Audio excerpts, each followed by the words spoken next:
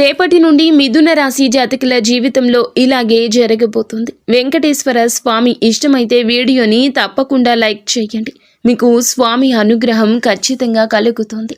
ఈ రాశి వారికి జీవితంలో కీలక మలుపు తిరిగే సమయం. ప్రేమలో ఉన్న కలతలు పోతాయి. ఇప్పటి వరకు నిలిచిపోయిన పనులు ఒక్కసారిగా ముందుకు కదులుతాయి.